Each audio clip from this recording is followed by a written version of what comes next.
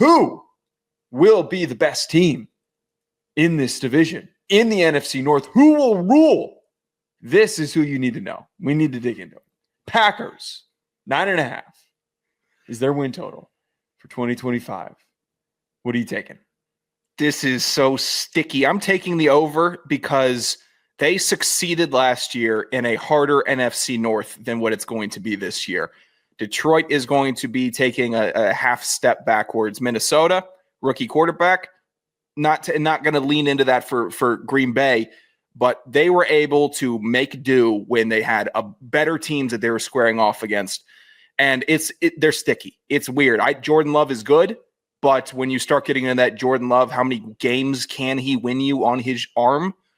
That's tough because they run through. It's a balanced offense. They don't have a wide receiver one. He's good. I've seen him take over games, or rather be great in games. I'm taking the over because it's a good team. Jordan Love is a good quarterback, and we have to simple math this thing. The under is tasty, though. The Packers fall off and getting lazy is tasty. But I don't think I got to cut you off. You got to settle down. Sticky and tasty. I'm not liking these adjectives you're using in this segment. We're a minute into the segment. You're sticky. I don't like sticky and tasty being in the same description of a team. We're talking about grown men here. We're talking about football. Sticky and tasty is not. I'm not feeling that. That's the cheese capital of America. I would describe cheese as sticky and tasty. I don't. What cheese do you know that's sticky? Cheese can get sticky, no? Yeah, come back to me when you come up with one that's sticky. How about I stick you in the mouth? How about I leap over this table, stick you right in the mouth with this microwave hand? All right. I'm taking the over 9.5. One of the things that I'm factoring in here with all of these teams, I am going off of, I know that it's not going to cut this way.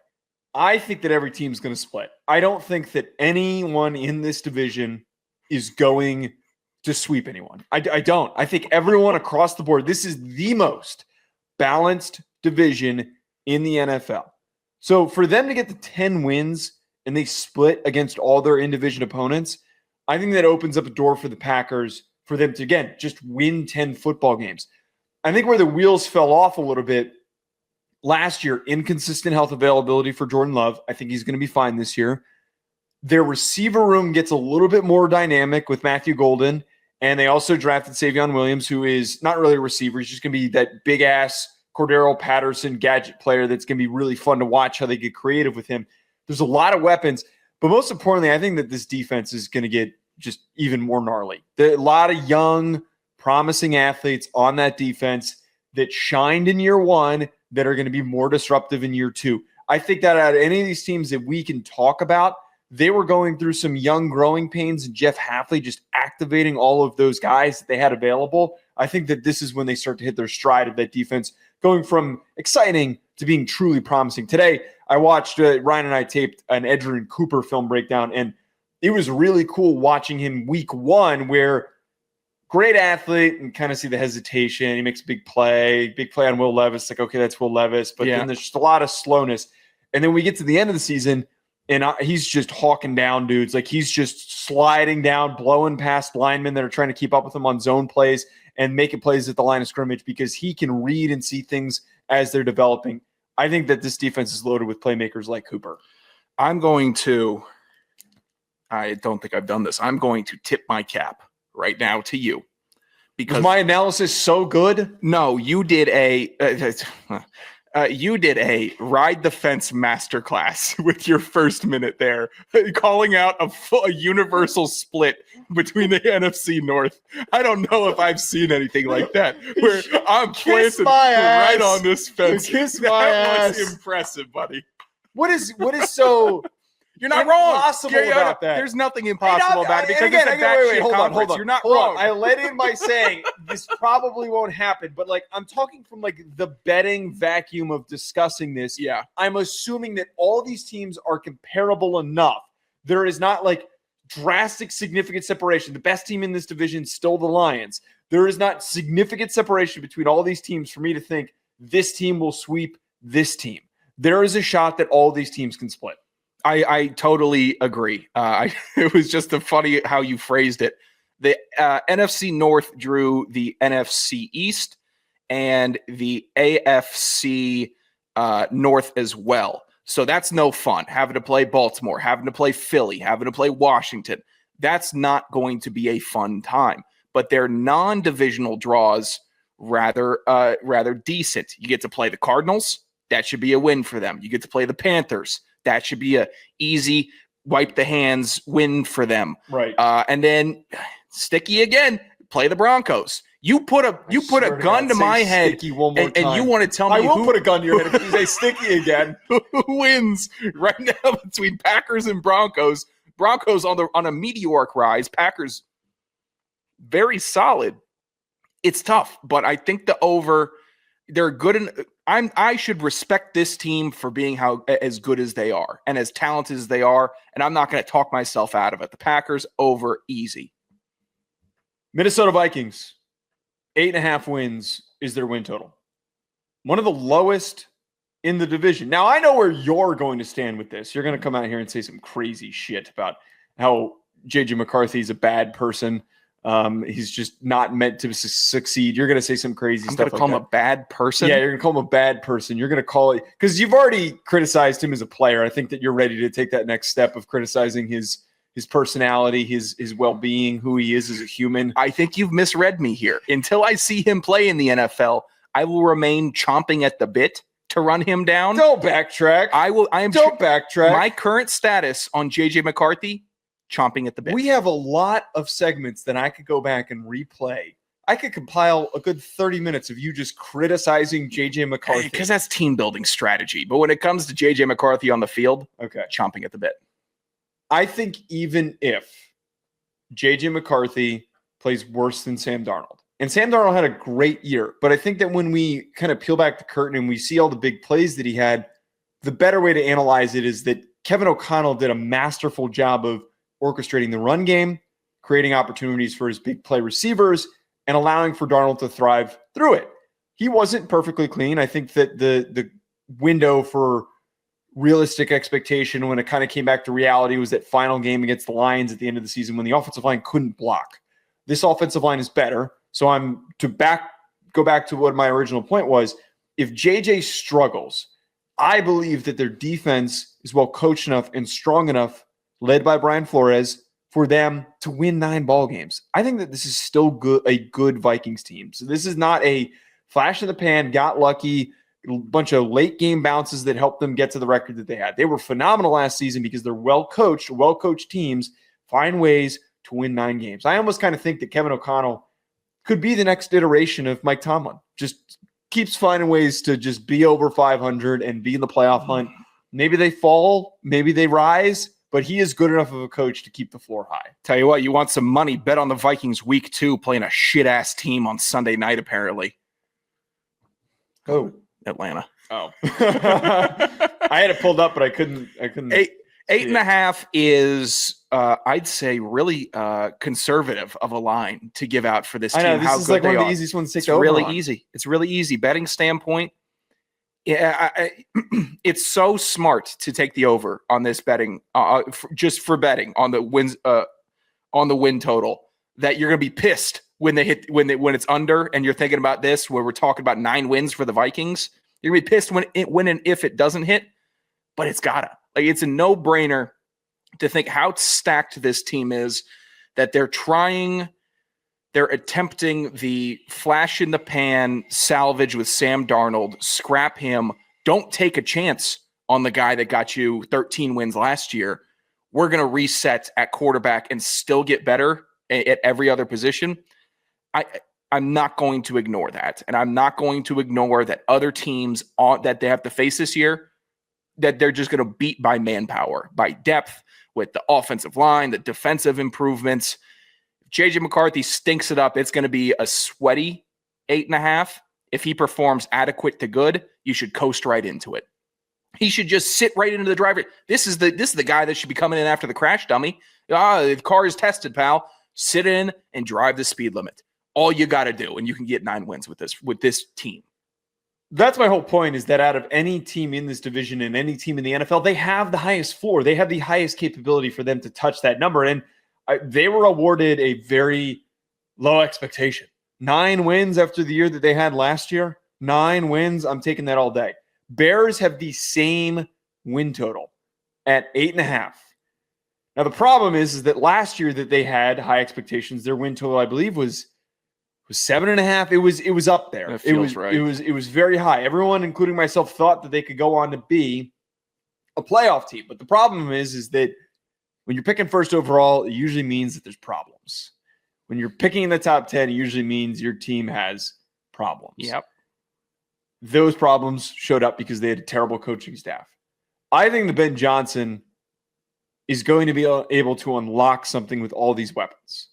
I think that where they're going to have inconsistencies and problems is on defense. I don't know where that catches up to them. Does that catch up to them against the Commanders in week 6? Does it catch up to them in week 8 against the Ravens? Is it against the Eagles in week 13? There are a lot of trap opportunities for them to play like ass and lose a high scorer. But Caleb Williams and company need to live up to that explosive capability that they have. I want to take 9 because this number is low enough, and I believe in them as a playoff team. But I'm just a little iffy and a little bit off, wondering if the Bears are going to find a way to be shaky in year 1 under Ben Johnson, and year 2 will be the actual year that they finally get back to where they can be.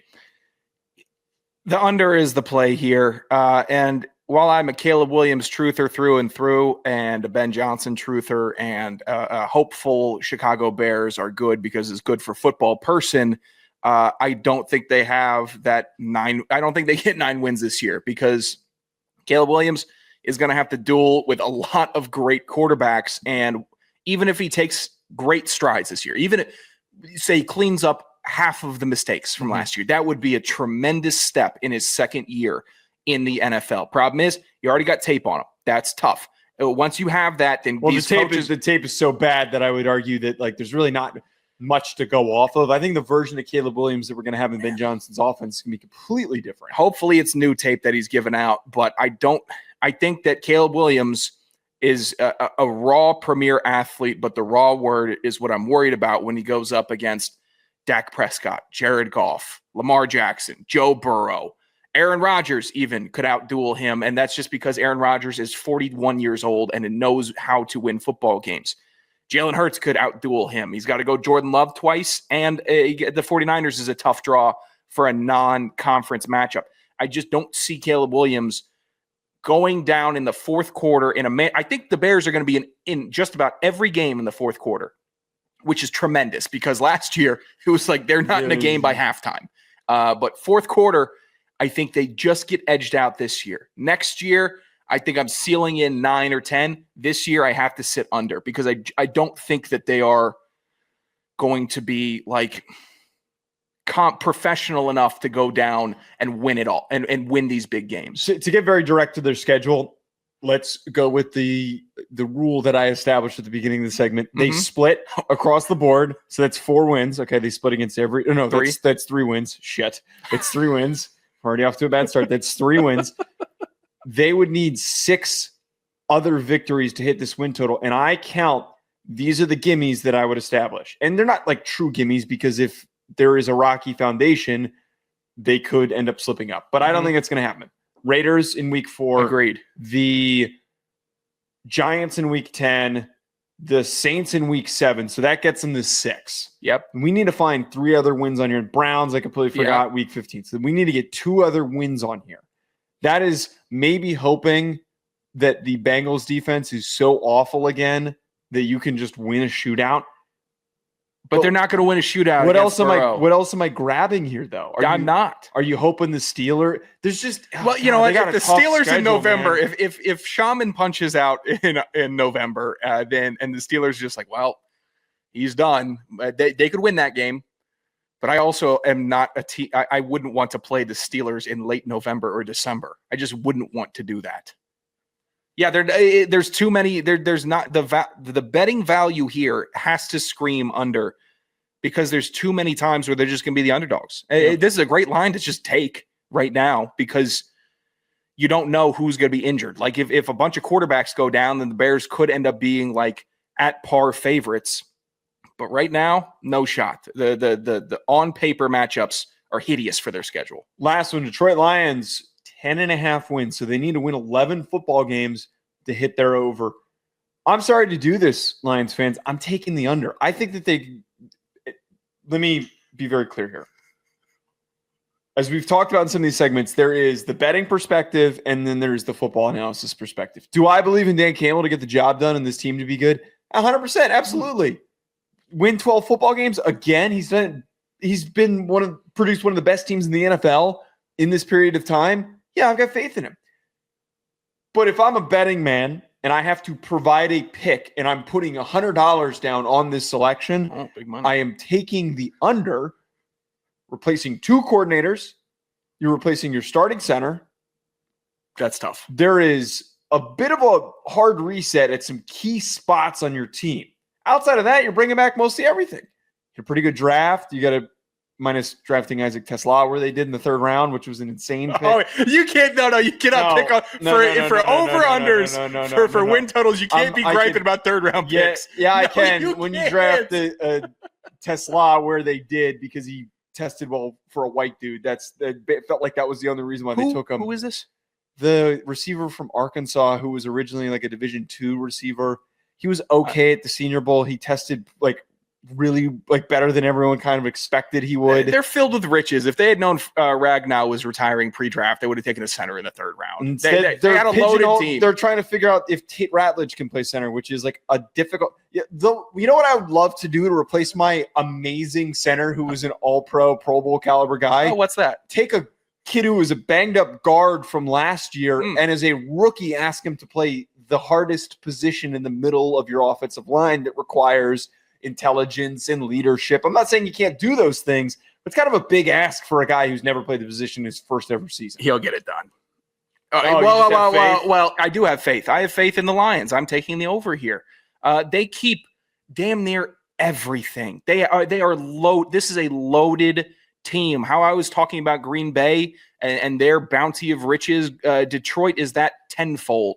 The wide receiver room is incredible. They have a premier tight end, two A-tier running backs in David Montgomery and Jahmyr Gibbs.